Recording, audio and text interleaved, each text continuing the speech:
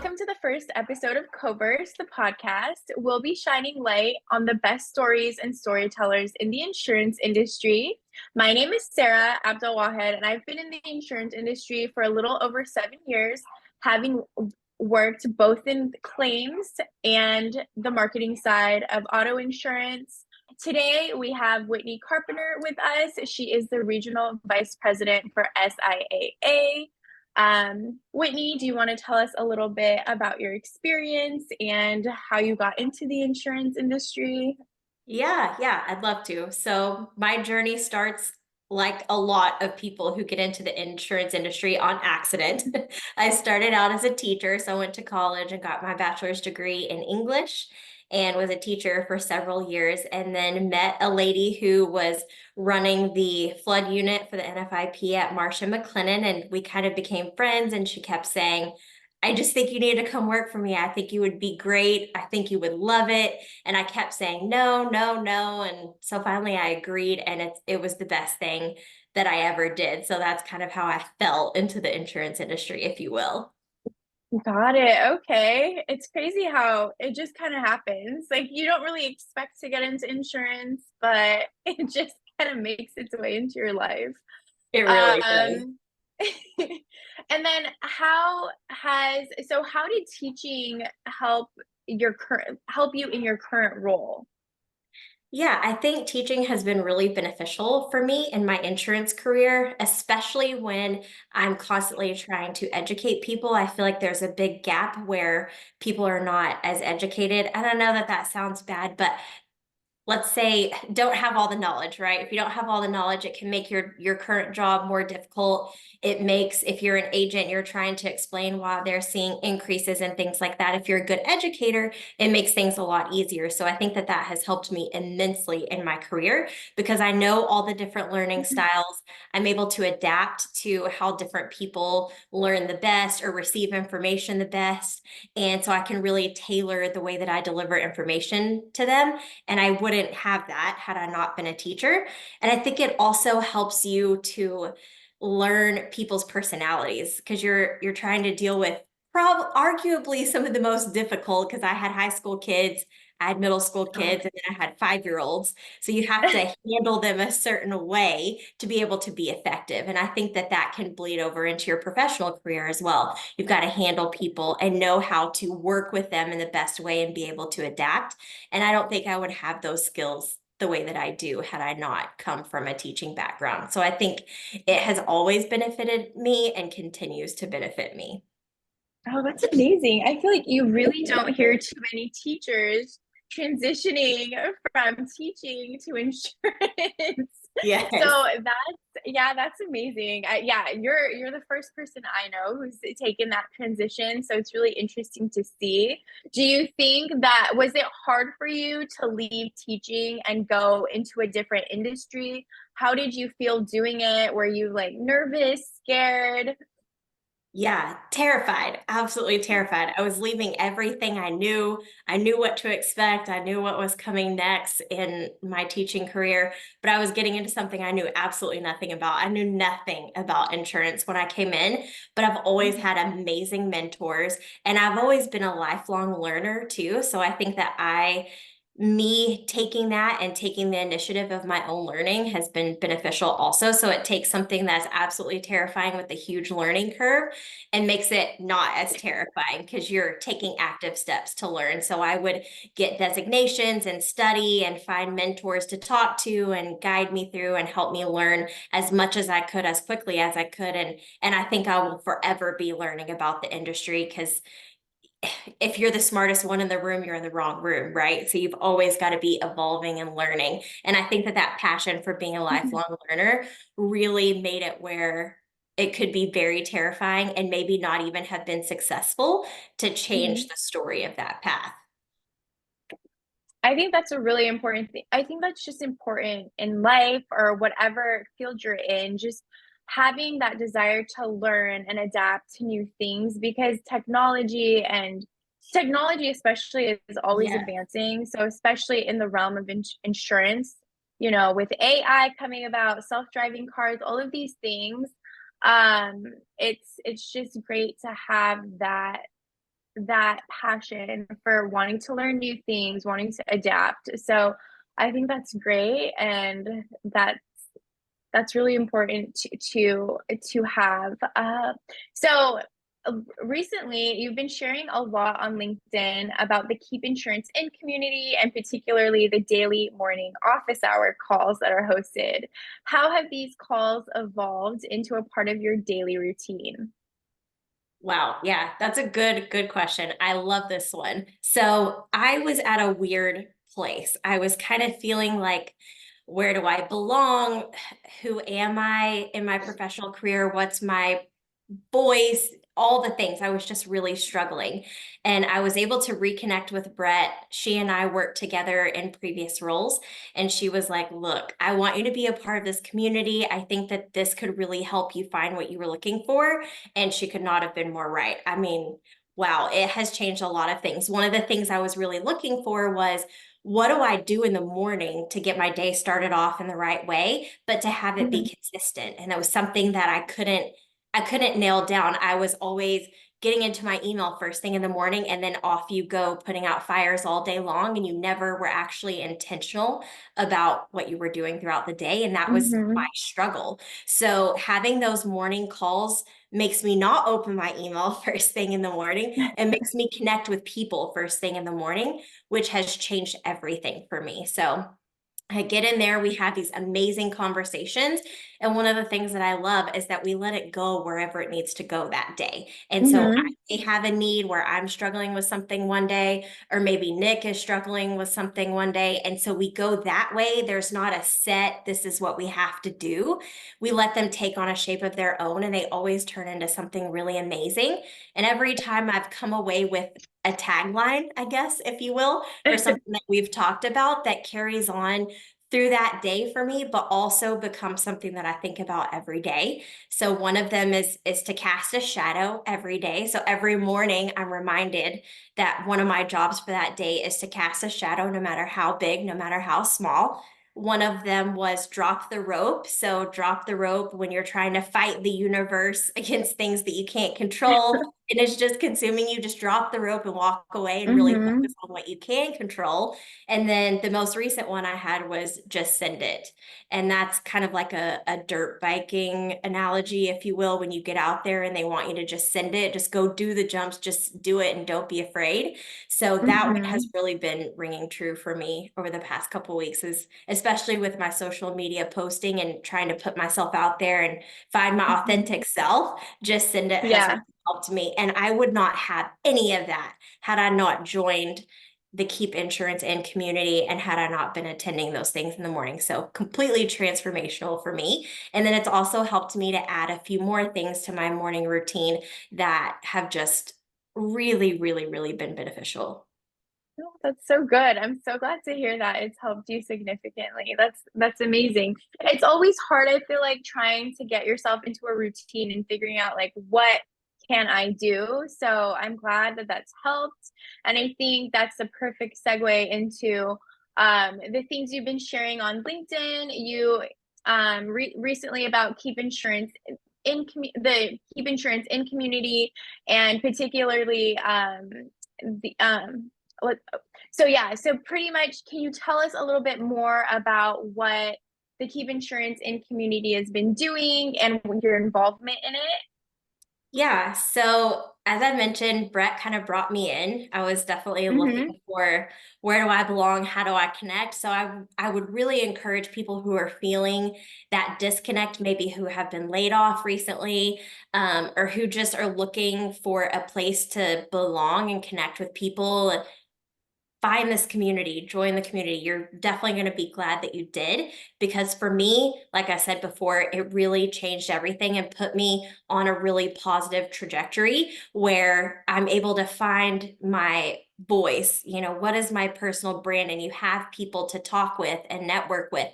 And it just helps you see other sides of people's perspectives and really opens up the world where you're connected to people that could be meaningful to you in ways you can't even begin to imagine at the moment. And then when it happens, you're like, whoa, this is what I was here for. And I think that Mhm. that's what that community has done for me and what I think that it's going to do for many, many others. So I just cheers Brett for being brave enough to get that rolling and get that started, and then to bring people in who really need that sense of community.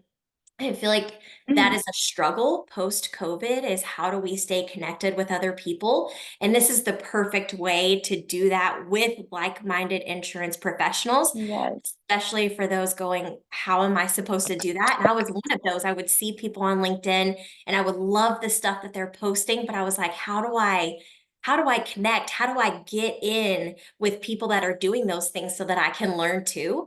And that's what Mhm. this community has done for me. It connects you with people who are connected, people who could become your heroes, who can guide you, be mentors, and really bring things into your life that you really never could have saw coming without it. Yeah. I think it's also really great because insurance is such a there's not too many communities or groups that really just focus on insurance, and having this community of people that understand where you're coming from and have similar job backgrounds and outlooks, it really helps bring everyone together, and you guys can roundtable ideas or suggest things that you can't really get talking to someone who has no idea what the insurance industry is like or what it's like working. So I know, for instance, me being a claims adjuster, sometimes working, talking about claims or talking about the work that you're doing with someone that has no idea what goes on in your day to day is so difficult to explain because you have to start from scratch. But talking to someone who understands, it's like, I know exactly what you're talking about. You can vent to me. We can try and figure out a solution together. So just having that support and community is such an important thing. And that's what I love about Keep Insurance In, because it's something that hasn't really been thought about before. And so bringing all these people together is amazing. And I'm glad that it's also benefiting, like at your experience is just highlighting how important that is. Yeah. So, Mutual yeah, that's understanding, right? Mutual understanding. exactly. And they get your jokes, like our weird insurance jokes. Yeah, exactly. People outside of insurance will not get those things. So it's great having that connection. Um, and then the other thing is you've become a real champion for authenticity in insurance and in your own personal communications. Can you talk a little bit about why that is so important? Yeah. So I love this topic. I'm getting so passionate about it. And it was something that I didn't realize I was going to get so passionate about. It really surprised Yeah, me. So I was yeah. watching videos a couple of weeks ago and I saw something that came across about something called the Spain scale, which is where they took about 25,000 people, put them in a room, and then they tried to measure how often they were feeling different emotions and how intense these emotions were. And surprisingly, you would think that the emotion of love would be the highest and just blow it off the charts, right? Everybody thinks that is the most powerful, but it's actually not. Authenticity is actually the most powerful emotion that a human can feel. And if you think about that and how we are craving authenticity, not only in our industry, but I think everywhere, personally and other professions, everybody's looking for people to be authentic. And some of them may be sick of, why do I have to wear business dress to every function that I go to? Why do we have to have all these expectations set when they don't fit with who you really are as a person? And I Hmm. think it's so important that people are authentic because it creates trust, it builds those relationships, and in my opinion, it makes you more credible. You're not out there being fake. Yeah, You're just being you, you're putting it exactly. out there, and people just eat it up. And Yeah. so I always try to go back to, some people are like, well, I don't know how to do that. So I have this, I guess, definition, if you will. So in order to be Hmm. authentic, two things have to be present. One, you have to be speaking the truth.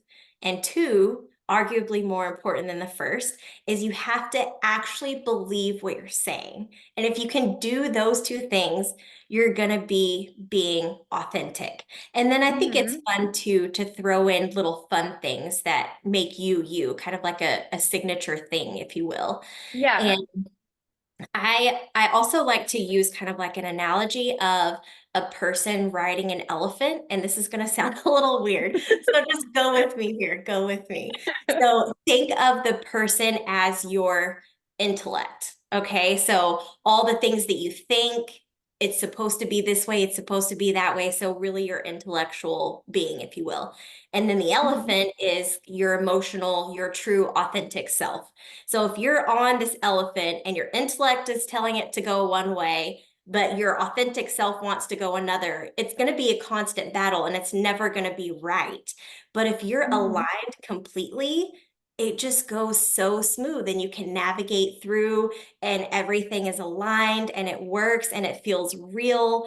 And that's really Mm-hmm. where it's at, is feeling real, and just embracing who you really are, even if it's something that you feel like is negative about yourself. Lean into that. You can always work on it, but you can also spin Mm-hmm. it to turn out to be a positive for you. So I think you can't go wrong if you're being your true authentic self and you're putting yourself out there.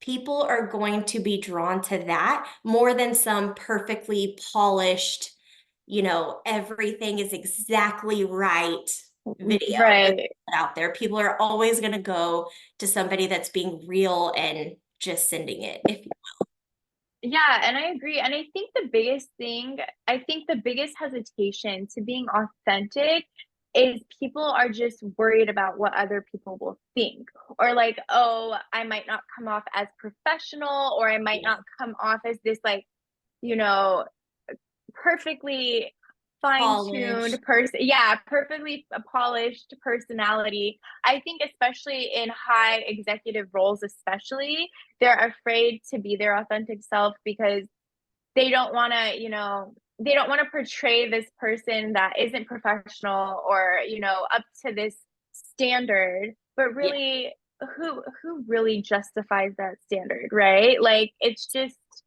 a status quo that can be broken, like I think the most important thing nowadays is people do want to see your authentic self. They don't want the fake. They want you to be able to relate to them, and I think that brings about the most rapport and connection that you can build within your workplace or a community. So I think exactly what you're saying, it's so important to be authentic. And what would you say, like trying to find your authentic self, what have been the biggest challenges for you? Or what do you think are the biggest challenges for people? yeah. I think that most people are scared, right? They're Yeah. they're not going to like me, they're not going to accept it. And just as humans, it's in our nature to have those types of fears. But I Hmm. always tell myself, not everybody's going to like it, and that's okay. That's a guarantee. Not everybody is Yeah. gonna like what you put out there. Not everybody is going to like it when you show up as your true authentic self. And it's going to be for different Hmm. reasons. Some are going to be jealous that they can't do it themselves, and some are just Yeah. flat out not going to like it. And that is completely okay. And you have to remember that. And I always tell myself, if everybody likes me and everybody likes what I'm doing, then I don't stand for anything. And it's really important to stand for something and have purpose and have a why that drives you. And so I think it's huge and I think it's scary, but you have to take that chance and it will be really beautiful what you see on the other side. So I would just tell people, yes, 100% is scary, but you're going to be so glad that you did on the other side. Yes, I love that. That's such a good explanation of it because I think that really hits the nail on the head. So perfect. Let's go into, so you've worked both in traditional and insurance tech atmospheres. Was that an easy transition for you? How was it? So no, because it's very different. So I'm kind of unique because I started out more on the legacy side of things, and then I went tech startup, and then kind of back to the legacy side of things. And there's pluses and minuses on both sides, as always, as there is with everything. But for me, what I found is when you're on the startup side or the insurtech side of things, things are very intense. But you're all in it together, right? Your whole team, you're fighting. It's everybody's blood, sweat, and tears. Every single thing that you do can move the needle in a positive or a negative direction. Of course, we always hope for the positive, but everything that you do makes an impact. So then to go back to the legacy side where that's not always the case. You may be doing your job and you may be doing your job very, very well, but you're not going to have the same kind of impact as you would if you were at a startup or an insurtech in that space. So it's definitely a balancing act to keep reminding yourself that everything that you do on the legacy side of things is not as big of an impact as it is on the other side. So definitely a tough transition, but like I said, there's plus and minuses on both sides. But I have such a passion for people who found startup companies, people who work in that space, because I know that it takes a whole different type of person to be able to handle it on that side of things. And it's not for everybody, that is for sure. Yeah, that's so true. It's so hard building building a company from scratch. So it takes a lot of blood, sweat, and tears. So Yeah. it is not an easy feat. Um, what else? So you often show up in COVERSE's Friday Follow Heroes. Who are your own heroes in the industry or outside of it? I love this question. So I'd say, as we just were talking about insurtech companies and startup companies, I feel like every person who's brave enough to start a company is a hero to me because I know the struggle. I know how scary it is. I know everything that they put on the line. I've witnessed it. I haven't done it personally, but I've witnessed and watched people do that. And I am blown away by their courage and their strength, and they're just really are heroes to me. The second, and this was not planned, she does not know that I'm about to do this, but Brett is definitely a hero for me because she is starting a business. She's brave. She's gone out there and done that. But because of her heart, she really takes time to reach out to those that she knows are struggling, those that have been laid off. You know, she made time for me when I was just like, I'm feeling kind of lost. And she's a hero to me because I felt like she brought me back. She brought me into this community, and things are really changing for me. And I'm feeling so positive and excited about the future. And a lot of that is because of her, because she helped me find my way back and helped me find my passion and get my spark back. And I will be eternally grateful for her for doing that. And then my third one is going to be somebody outside of the industry, and that's my dad. So he is always a source of knowledge for me when I'm struggling with something professionally, personally. I don't care what it is. He always has great advice and is very good at bringing me back down to let's level set your expectations and kind of talking me off the ledge, if you will. I think he's just an amazing, great strength for me. And he always can talk to me in a language that I'm like, that makes so much sense. I'm so glad that I talked to you. And he's very charismatic and really good with relationships and people. So I feel like his advice is always really valuable to me.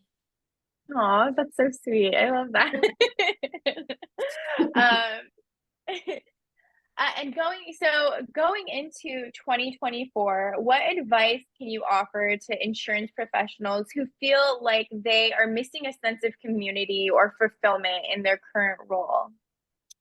Yeah, so if you're feeling like you need community, obviously we are here. Keep insurance in. Come on, let's go. We want everybody to come in and be able to support people and grow this community so that everybody can get the benefits.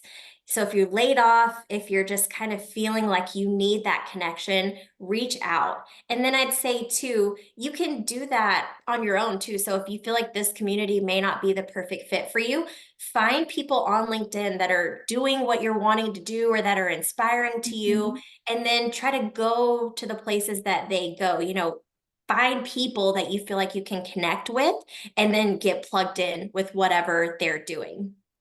And for those that are maybe feeling not completely fulfilled in their careers, I'd say really look at what makes you feel passion. So a lot of people say, and my dad is one of these, it's just a job. It's just a job. You work so that you can live. And I agree with that Mhm. to a certain extent, but it's never just a job for me. And I know there's a lot of people out there that are going to feel the exact same way. I have to Mhm. be doing something that I'm passionate about and that I really feel like I'm making a difference and that I'm contributing to the greater good, if you will. Yeah. And if you don't, if you're like me and you don't have that, write down, like actually write down what you feel like you're going to need to get that fulfillment in your career. And then start looking for Mhm. roles that can fulfill that. Start looking for company cultures that are blowing it out of the water that you really want to be a part of. And don't be afraid to make a change because people say it's just a job, it's just a job. Do not ever be afraid to pursue your passion and find something that's going to light you up.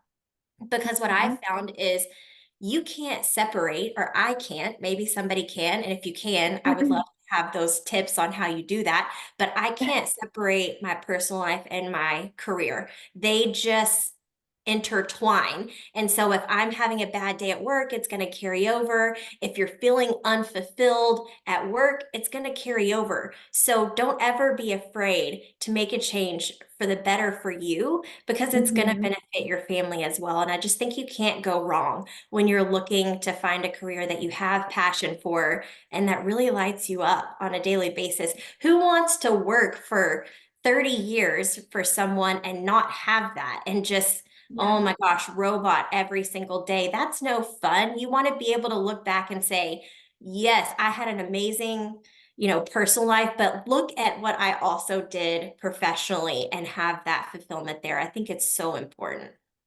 Right. I think that's one of the most important things too, because you work so much during, like, you spend most of your time working and you want to do something that you're truly passionate about. It makes such a difference coming into your personal life as well, because if you don't feel fulfilled, you're just gonna feel blah, right? Like you're Yeah. like, what am I doing? Like I don't have any aspiration. I'm just going to work and coming and I don't look forward to it. So I think that's such a big thing. And for me, especially when I was doing claims, that's kind of how I felt. I was like, I don't really love this. I know it's not something I want to do for the rest of my life because I feel like it's not fulfilling me. I was Yeah. helping people out, right? You're helping people during stressful situations. So it was like, that's nice, but it's not what I'm passionate about. So then when I took this transition and went into the marketing side, which I knew nothing about, nothing. I don't have a marketing background. I studied sociology in college.